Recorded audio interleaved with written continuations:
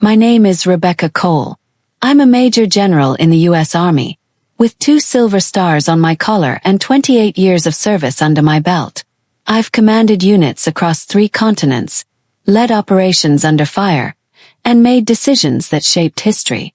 But in my own family, I'm still just the complicated sister.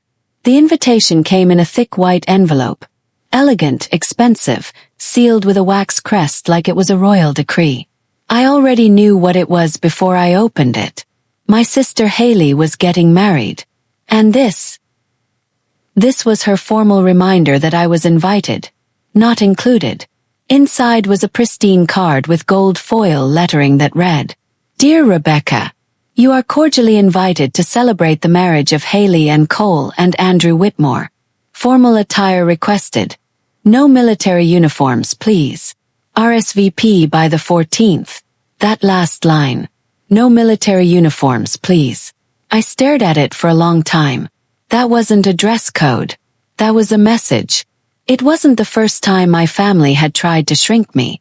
Not the first time they had asked me to fold my life, my identity, into something neater, more polite, more sisterly. It's real. They'd missed my commissioning, skipped my retirement ceremony, barely mentioned the Bronze Star I received for valor. But they never forgot to tell me when to keep quiet. I placed the card back in its envelope and stood by the window, watching a pair of fighter jets slice across the sky in perfect formation. I had led air support like that. I had made life or death calls while my family posted brunch photos. And now I was being asked to tone it down, for a wedding. Well, not this time. I wouldn't crash her big day. But I also wouldn't hide who I was. They wanted a quiet, forgettable guest. Instead, they'd get a moment none of them would ever forget. The day I decided to attend my sister's wedding, I didn't do it out of spite. I did it because I was done hiding. I wasn't going to wear a bright red dress to stand out. I wasn't going to walk in late and cause a scene. I wasn't even going to say a word. Unless they made me. But I was going to wear my uniform. 'Cause that uniform is me. When you've given your life to service, real, brutal, sacrificial service, it doesn't come off like a coat. It lives in your spine, in your heartbeat, in the way you walk into a room. Steady, composed, knowing you've done things most people can't imagine. So no, I wasn't going to leave that part of me behind just to fit into their fantasy of a picture-perfect wedding. I had it dry cleaned 3 days before the ceremony, double-checked the shine on my pins, polished my boots until they reflected light. It wasn't vanity, it was readiness. And somewhere deep inside, I knew I wouldn't just be wearing it for myself. I didn't tell anyone I was coming.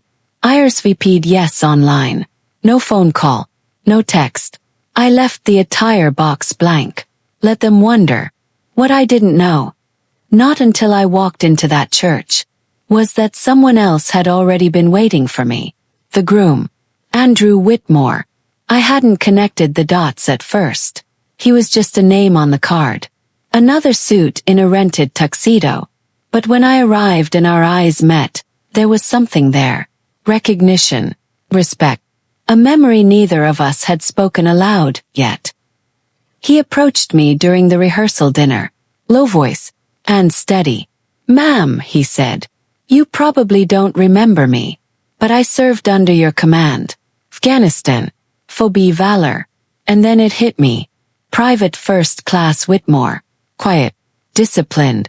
A kid who once volunteered for night patrols when no one else would.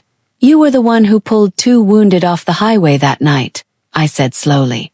"Only because you trained us to act without waiting," he replied. "You saved a lot of lives, General, including mine." He paused. "I had no idea I was marrying your sister until I saw your name on the RSVP. She never mentioned you served." He nodded. "She never liked the way I looked in uniform." He hesitated. "Ma'am, if it's all right with you, may I have the honor of acknowledging you properly tomorrow?" He frowned. "You mean?" "Exactly that." And with that, he extended his hand. Not as a groom, not as family, but as a soldier. "Thank you for everything, General Cole."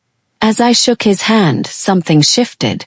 I came here to be quiet, to take up as little space as possible. But now I was no longer the forgotten sister. I was the one they were going to remember. And the groom, the man my sister believed she had chosen so perfectly, was about to reveal the one part of me she tried hardest to erase. The church was one of those picture-perfect places. White walls, polished pews. The kind of aisle brides dream of walking down, under a chandelier made of crystal and illusion. I arrived 15 minutes early, just as the prelude music began. The ushers looked up when I entered. Their posture stiffened. One of them blinked like he wasn't sure whether to salute or hand me a program. "General," he said softly. Right this way, please." They didn't know where to seat me. I wasn't on the groom's side, and I sure wasn't welcome on the bride's. So they placed me third row aisle seat, close enough to be seen, far enough not to be noticed. But I was noticed. You could feel it ripple through the room, eyes flicking toward the uniform, whispers behind manicured hands. Kept my gaze straight ahead, hands folded, expression unreadable. Let them stare. Let them remember. Then the music changed. The doors opened. And Sabrina, my sister, appeared in a sea of white tulle and pride. She looked radiant. And I'll admit it, part of me felt something soft for her. Something ancient and painful. A memory of childhood. Of sharing bunk beds. Of whispering secrets at night. But as she walked past my pew, her eyes skimmed over me like I was part of the wallpaper. There was no smile, no surprise, not even a flicker of acknowledgement, just cold, polished indifference. The ceremony began. Standard vows, blessings read by a friend of the family priest. And then came the moment. If anyone has reason this couple should not be joined. Silence. And then, just before the officiant moved on, the groom turned. He didn't look at Sabrina. He looked straight at me. "Before we continue," Daniel said, his voice calm and steady, "I'd like to honor someone in this room." The audience murmured. Sabrina stiffened. Daniel raised his hand and gestured toward me. "Major General Rebecca Cole is seated here today. She's not just my bride's sister. She's the reason I'm alive to stand here." Confusion. People turned. My sister's jaw clenched so tight I could hear it. General Cole led the unit I served with overseas. He saved my life, and many others. And before I vow loyalty to anyone else, I want to recognize the woman who taught me what duty and honor really mean. And then, he saluted. The kind of salute they teach in boot camp. Crisp, full, sharp. And just like that, so did every uniformed guest. There were veterans in that room. Retired Navy. 2 Marines near the back. A woman in a Coast Guard pin. They all stood. And they all saluted. The silence wasn't empty. It was electric. It was the sound of a room realizing that the woman they'd tried to forget was unforgettable. My sister. She tried to smile. Tried to laugh it off like a funny little surprise. But her eyes betrayed her. This wasn't the plan. This wasn't her moment anymore. And I didn't stand. I didn't bow. I just nodded once, acknowledging the acknowledgement they never gave me. The ceremony ended with applause, but it was different. Not the typical clapping for the happy couple kind. It was cautious, almost fragmented, as if the guests weren't sure who the moment really belonged to anymore. And truthfully, neither was I. Outside the church, Sabrina and Daniel posed for photos under the blooming arch of white roses. She smiled too wide. He smiled just enough. I stood near the edge of the crowd, not trying to interrupt, just observing. The whispers had followed me out like shadows. "Is that really her sister? Did you see the medals on her chest? Why didn't anyone say she was a general?" That last one stung. Because they could have said it. They chose not to. As guests began mingling before the reception, something strange started happening. People I hadn't spoken to in years, began quietly approaching me. Not loudly, not publicly, but one by one. First came Aunt Marion, always the judgy one at holidays, always just concerned about my choices. She stepped closer and said in a tight voice, "Rebecca, had no idea. I'm sorry we didn't say more all these years. About your service." He nodded, not out of forgiveness, just acknowledgement. Next came one of Sabrina's bridesmaids, the one who once called me intimidating. "You looked incredible up there," she whispered. I didn't know you were military, let alone that high up." Then Daniel's father, a stoic man in a $1,000 suit, approached with his hand extended. "General Cole," he said respectfully, "your presence today was the most honorable thing I've witnessed at a wedding." Each apology, if you could call them that, wasn't about guilt. It was about realization. They hadn't seen me because they never bothered to look. And now they couldn't unsee me. I walked slowly toward the reception tent, unsure if I would even stay. That's when I heard a soft voice behind me. "Rebecca." Turned. It was my mother, Lane. She hadn't spoken to me directly all day. Hadn't looked me in the eye since the ceremony. But now there she was. "Why didn't you tell me?" she asked, eyes glistening. "Why didn't you say what you've become?" I didn't answer right away. Then I replied, "Because I was already someone long before you were ready to see it." Her lip trembled. "I'm sorry." 3 words. But they were there.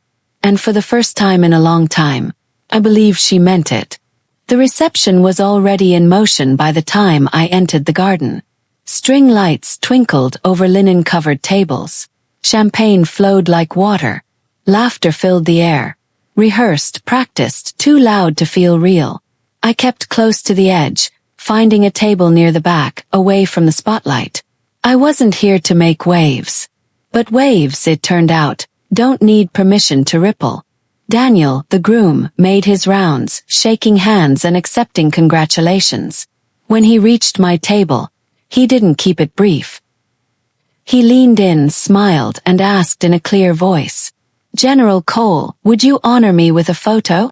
Before I could answer, a wedding photographer was already stepping forward, camera in hand, ready to click. I stood hesitant. "This is your day, not mine," I said. "With respect," he replied. "I'm proud to share it with someone who gave me the chance to have it at all." And that was that. We stood together. He in his black tuxedo, me in my dress blues, medals gleaming in the evening light. No pose, no performative smile, just presence, power, respect. Blick. The photographer didn't say much. Just a quiet, "Wow." And then she disappeared into the crowd, reviewing her camera screen. I thought nothing of it. Until the next morning. I woke up to 47 unread messages, texts, emails, missed calls. Apparently, the photographer had uploaded that single photo to her business Instagram that night. Captioned only, "Honor meets humility. One of the most powerful shots I've ever taken. #real respect, #true hero, #wedding with purpose." Within hours it had spread. Veteran communities reposted it. Women's leadership forums shared it. The military's official page even commented with an American flag emoji and a salute. By noon, someone had dug up my service record. All public, all verified. By evening, my inbox had messages from strangers thanking me for my service, for my dignity, for holding the line with grace. Meanwhile, back in my family's world, Sabrina's carefully curated wedding narrative, flawless dress, perfect venue, elite guest list, was being overshadowed by the woman she tried to cut out of the frame. But I hadn't asked for attention. I hadn't chased any spotlight. And yet, that single moment captured unintentionally, told a story far louder than any speech ever could. Not about revenge, but about recognition, about finally being seen. And once the world had seen me, they didn't forget. I never expected a photo taken at someone else's wedding to rewrite the narrative of my life. But that's exactly what happened. 4 days after the reception, I received an email with a subject line that simply read, Feature opportunity. Women of Honor series. It was from the editor-in-chief of Legacy Monthly, a national publication known for spotlighting women who broke barriers, led change, and redefined what it meant to lead with integrity. They'd seen the photo, read the post, read the comments, read the silence from my own family, and now they wanted my story front and center. I hesitated, not because I didn't want the truth told, but because I'd spent so long being silent. I didn't know how loud I was willing to be. But then I remembered Haley's smug expression when I sat down at that reception table. How not one person from her side had approached me until after the public salute. And how even then, it was whispers, always whispers, never real ownership. So I said yes. The interview took place over 2 sessions. One in person, one over the phone. We talked about command decisions, deployments, years spent in war zones, coming home to empty seats at family holidays, watching my own sister post about family first, while I was halfway across the globe, sleeping in bunkers. I didn't say anything cruel. I just said the truth. When the article came out 3 weeks later, I didn't even have to share it. Everyone else did it for me. The headline read, "The Silent Star. How a Major General Stood Tall Where Even Family Tried to Diminish Her." There was the photo again. Daniel standing beside me mid-salute. A story below it, raw and unfiltered. About courage. About betrayal. About dignity in the face of personal erasure. Sabrina called me that night. I didn't answer. She texted instead. I read it. I didn't know it was that bad. I replied simply, "You didn't ask." No reply after that. But 2 days later, our cousin Melissa forwarded me an Instagram story. Sabrina had posted it silently, without tags or captions. Just a screenshot of the magazine article. No denial, no defense, just acknowledgement. And somehow, that silence was louder than any apology she could have tried to fake. But the impact didn't stop with her. Veterans began reaching out. Young cadets wrote letters. One high school JROTC instructor asked if I'd speak to her class. And every time I showed up, someone would say, "I saw your photo. It changed how I talk to my daughter. My mom showed it to me. She said, 'This is what real power looks like. Thank you for showing that you can command without screaming.'" I had never sought fame. I had just wanted to matter. And now, the world wasn't just listening. It was learning. It was the first time in years I was invited to a family gathering that didn't feel like a formality. No birthdays. No holidays out of obligation. Just a simple dinner hosted by my aunt and uncle. The kind where everyone brings a dish and stories are shared over wine. I almost didn't go. Part of me still bristled at the idea of sitting across from people who once struggled to remember my rank, but could name every brand Sabrina wore to brunch. But something had shifted since the magazine article, and I was curious to see if it had shifted them too. I walked in wearing jeans and a navy blouse. No uniform, no medals, no armor, just me. And yet, for the first time, they stood when I entered. Literally stood up. Cousin Dan shook my hand like I was a guest of honor. Aunt Clara hugged me so tightly I thought she might cry. "We're so proud of you, sweetheart," she whispered. And embarrassed we didn't say it sooner. We sat at the long oak table, and I noticed something subtle but profound. The conversation didn't orbit around Sabrina. It always had before. Her job, her apartment, her dress. But tonight, they were asking me questions. About leadership, about discipline, about what it's like to command people who might not come home. Uncle Jeff leaned forward with his wine glass and said, "We've known doctors and lawyers in this family, but no one ever made the cover of Legacy Monthly before." Sabrina arrived late, hair perfect, smile polished, but she felt quieter. She sat across from me, nodded once, then looked down at her plate. When Uncle Jeff started telling everyone about the article, Sabrina tried to change the subject. "I think dessert's ready in the kitchen. Let's finish this first," he interrupted gently, still looking at me. "Becca's story is worth hearing. And that was the moment. The moment I realized I didn't need to win the room. I had already earned it. After dinner, I stepped outside for some air. Sabrina followed me a few minutes later. She didn't speak at first, just stood beside me on the porch. Finally, she exhaled and said, "I used to think I was the strong one." I didn't answer. "But you didn't need the spotlight to lead. You just did it. Quietly. Even when no one saw." I turned to her. "And when they finally saw, you didn't like it." She flinched, but then she nodded. "That's true. I was jealous. Still am, I guess. But mostly, I'm sorry. It wasn't perfect. Didn't fix everything."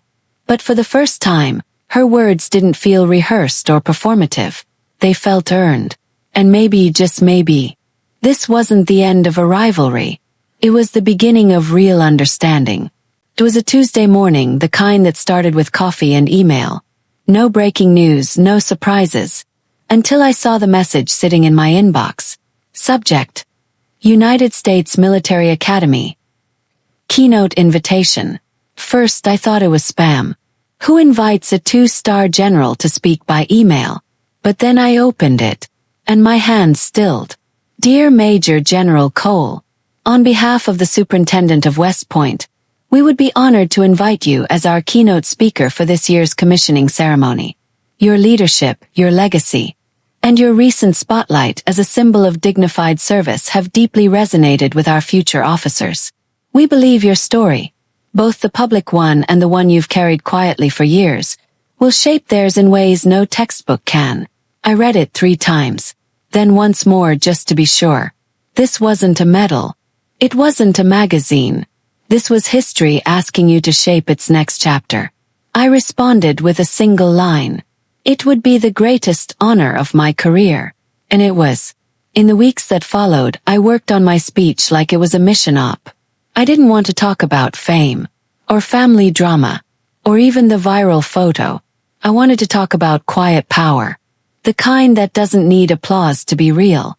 The kind that survives being dismissed, forgotten, overlooked, and still leads. When the day came, I stood on the stage at West Point, looking out at rows of cadets in pristine dress uniforms. Eyes forward, shoulders back. Began. I'm Major General Rebecca Cole.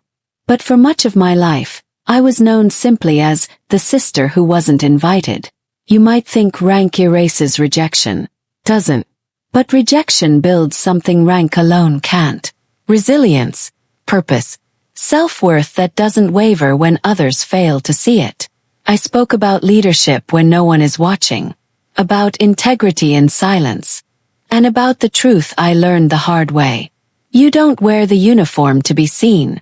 You wear it so others can stand behind it and feel safe. When I finished, the cadets stood. Every last one of them. No one told them to. No one clapped out of politeness. They rose because they saw someone who had walked a path no one cleared for her, and still led anyway. Afterward, a young black woman, just weeks from becoming a second lieutenant, approached me with tears in her eyes. "Ma'am," she said, voice trembling, "thank you for showing me that we don't have to choose between strength and silence." And I realized that was the real victory. Not proving my family wrong, but proving to others that you can rise without permission and pull others up with you. It arrived in an old envelope, the kind that had yellowed at the edges. No return address, no sender's name, just my name, handwritten in a shaky script I hadn't seen in over a decade. My father's handwriting. He'd passed away 6 years ago. I hadn't spoken to him in nearly 2 before that. Our last conversation had ended with him calling my career too aggressive and telling me, "You'll scare off every man worth knowing." It had taken me years to unhear that. But now, here was a letter, postmarked only a few months before his death, tucked away, never delivered. Apparently, Sabrina found it cleaning out an old filing cabinet in Mom's attic. She'd sent it without a word. No apology, no note. Just the envelope. I sat on the edge of my bed and stared at it for a long time. Then I opened it. "Rebecca, I don't know if you'll ever read this. I've thought about writing for a long time but couldn't bring myself to put the words down. I was hard on you. Not because I didn't love you, but because I didn't understand how to love someone like you. You weren't soft like your sister. You didn't smile to make others comfortable. You were fierce, uncompromising. And if I'm honest, you scared me sometimes.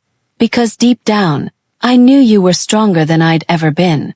And I didn't know how to be proud of something I didn't raise. You built yourself.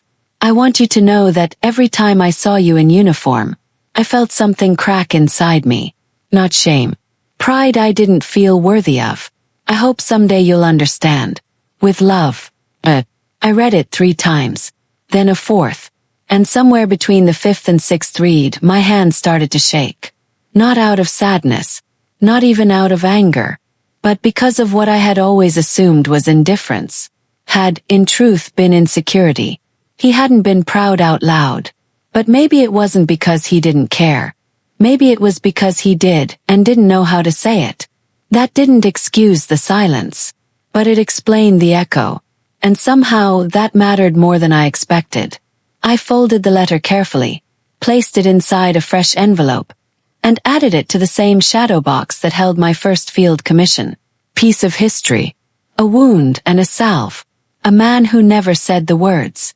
And a daughter who no longer needed to hear them to believe they might have been true. A year had passed since Sabrina's wedding. Photo. The article. The speech at West Point. The letter from my father. Each moment had marked a shift. Not just in how others saw me, but in how I saw myself. But this was different. I was standing in the same church where it all began. Only this time I wasn't in the 3rd pew, quietly observing. I was at the front.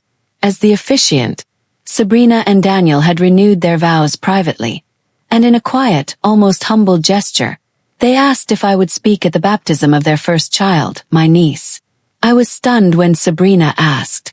She'd called weeks earlier, her voice soft, sincere. I want her to grow up knowing who you are, she'd said.